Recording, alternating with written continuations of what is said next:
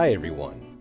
On July 3rd, the Holy Orthodox Church celebrates the memory of Joachim the New of Notena. Now, Saint Joachim is a saint that is maybe 400 years away from us, but at the same time, only recently has his life been recorded. In fact, it was put into the Synaxarion of Mount Athos in the year 1979 for fear that as time passed on, his memory might be forgotten. And indeed, as we shall see, there were a number of incidences that happened that could cause something like this. What we do know is that Saint Joachim the New was born in western Greece, and it was sometime during the mid to late 1600s. Now, St. Joachim was to be betrothed by his parents to a girl in the village, and this did not make him happy. In fact, just like St. Alexis, the man of God, he decided to flee his household and his family and his betrothed in order to pursue the monastic life. He did this, and with great joy, finally established a monastery in Notena.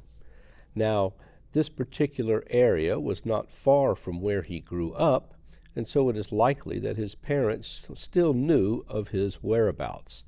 But St. Joachim was a very, very dedicated ascetic, loving God above all else, and built the monastery with his own hands. We know this because there is actually a document that has an inscription by him that says that he erected the monastery in the year 1695.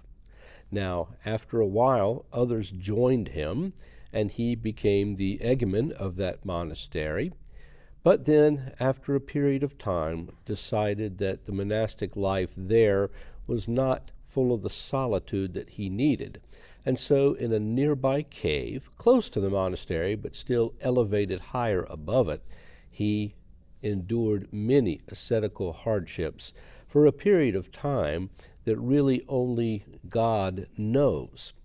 In fact, after his repose, when all of the monastery brethren and people in the villages around took his body and buried it, it was at this point that certain strange things began to happen.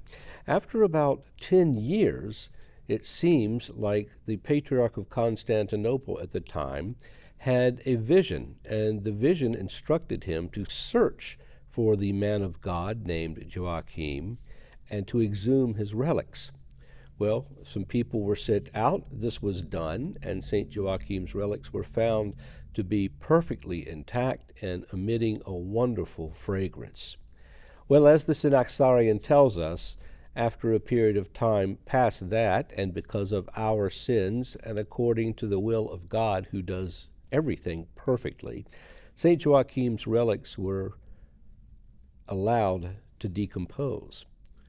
And then a little bit after that, his skull was stolen, so that in the monastery there were only a few remnants of his relics left, along with some of his clothing and this sort of thing. A church had been built outside of the cave that he lived in for those many years, and people would gather all around seeking solace from them and offering their prayers to St. Joachim, and many of their prayers were granted. Many miracles were worked. But yet, because of the Ottoman yoke that was coming upon that area of Greece at the time, many important documents relating to the monastery and, in fact, to the life of St. Joachim have disappeared. Apparently, there are some things that are considered still viable and that might be around, but no one so far has been able to uncover them.